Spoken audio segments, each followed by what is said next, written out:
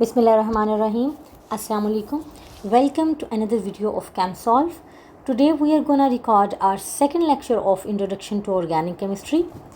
So let's start it.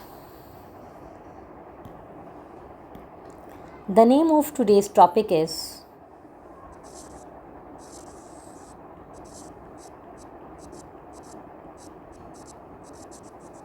Petroleum and its separation.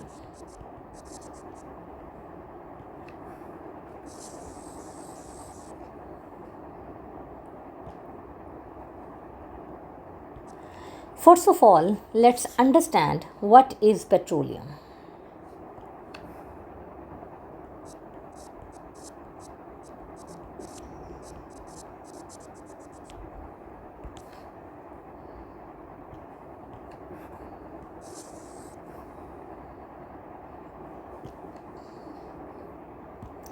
Petroleum is the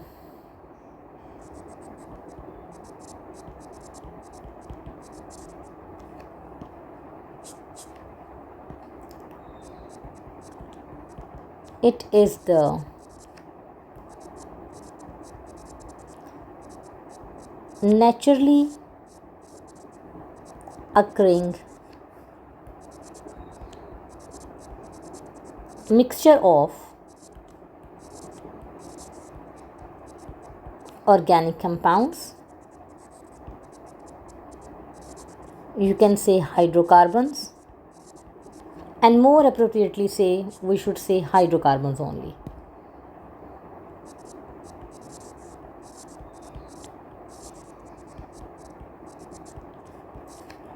Which include mainly the alkanes. Okay.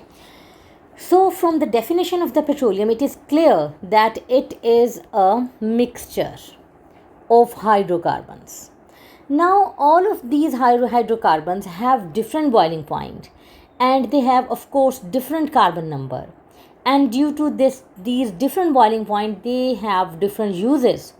So they are not useful in this form of the mixture and we need to separate them into their fractions. So how are they being separated from each other? For this we use a technique, and that technique is called fractional distillation. So we should keep in mind that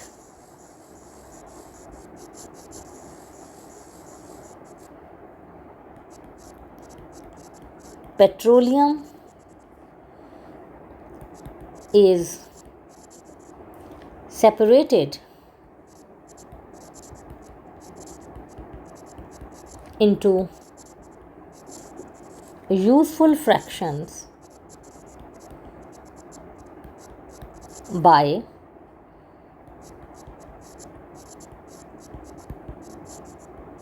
fractional distillation.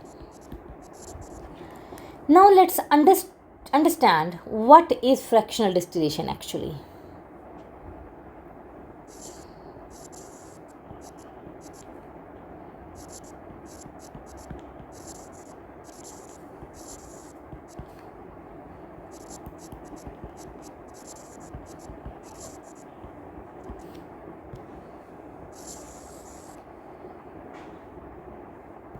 Okay. Fractional distillation is a separating technique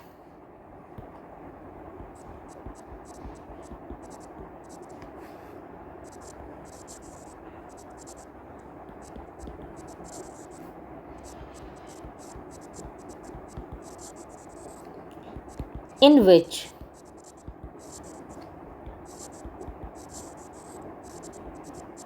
different fractions of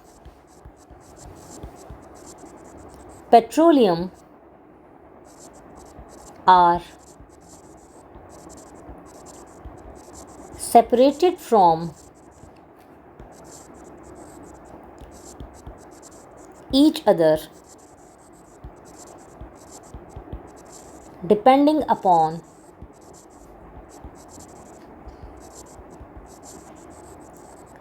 the difference in their boiling point. This word is much more important here. So if we want to separate the different fractions of the petroleum from each other, then we are going to use a technique that is fractional distillation, and this technique is mainly dependent upon the boiling point. Okay, how does it depend upon the boiling point? Basically, as we have discussed earlier, that different fractions of the petroleum have different number of the carbon atom in them. So let me categorize into two basic categories. Number one,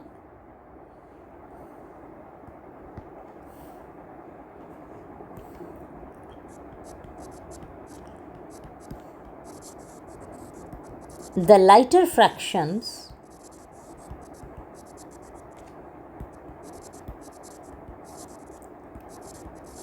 which have less carbon atoms in their molecule, they have low boiling point, and so they evaporate first and reach at the top of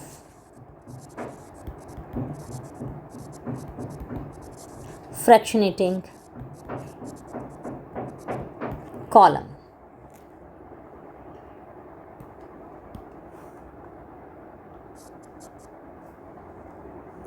While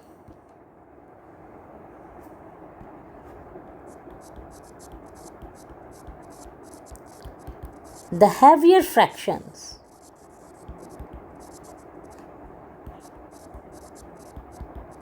having a lot of carbon atoms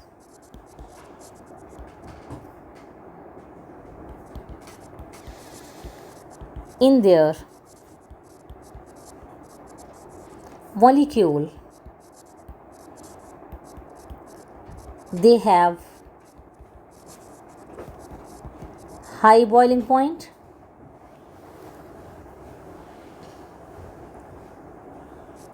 so they stay at the bottom of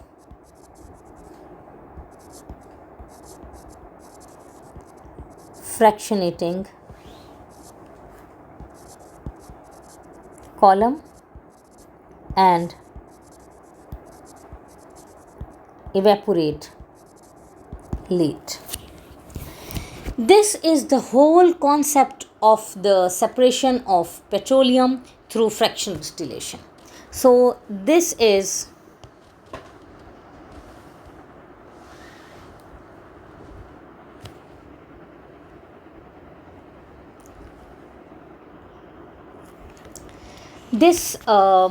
this is called basically fractionating column, and you can see in fractionating column that there are different sections here.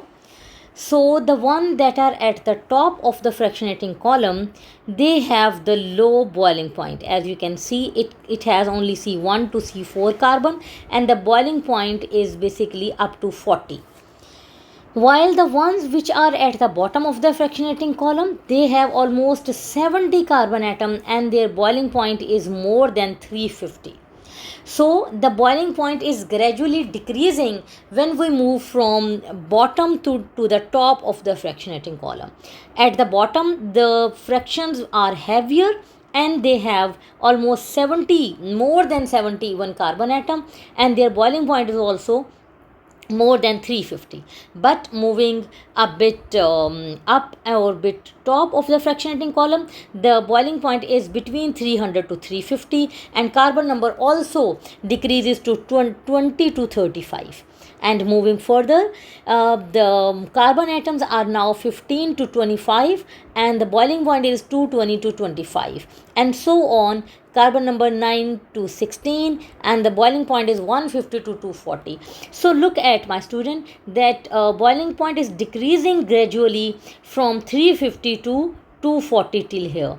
And more at the top of the fractionating column, the boiling point is 90 or 150, and then further away it is 40 to 75, and eventually it is almost less than 40 degrees Celsius. So of course the compounds, the hydrocarbons which would have the 40 or less than 40 boiling point, they will evaporate first and they will convert it into some other fraction, and the ones which are at the bottom of the fractionating column, they will stay here. So first those fractions which have low boiling point, they will be evaporate and they would be separated. Then the ones which have a bit higher boiling point, they will be separated secondly, and then they will be separated, and so on. While moving down, all the fractions are being separated from each other. Now the thing is that the point is that why we are gonna use this technique, why we are gonna separate the different fractions of the fractionating column. The answer lies in a fact that different fractions of the petroleum have their different functions, and we want to utilize them in different industries and in different purposes. So that's how we need each fraction to be separated from each other, so that we can use them for different and the various functions. For example, the one at the top of the fractionating column is the petroleum gases, and they are used for as a fuel for the cooking and the heating. And then is the petrol, it is used as a fuel for the motor cars, our bike, our vehicles. And then it comes naphtha. It is used as a raw material for the petrochemical industries, especially the plastic and the detergent material. And then kerosene, it is also used as a fuel for the cooking in the oil stoves and the heating, and also it is used as a fuel for the aircraft's engine. Then is the diesel oil, and it is used for the fuel of the diesel engine in the buses and in the lorries and the trains. Lubricating oil, it is used for the lubrication purpose of the different machines, and also for the making of waxes and the polishes. And the last one at the bottom of the fractionating column is the bitumen, and it is basically a residue, a black solid, which is used for the pavement of the road surfaces and the roofing thing. So these are different uses of the different fractions. That's why we need to separate them, so that we can use them for the various purposes. Thank you so much. See you next time. Allah Hafiz.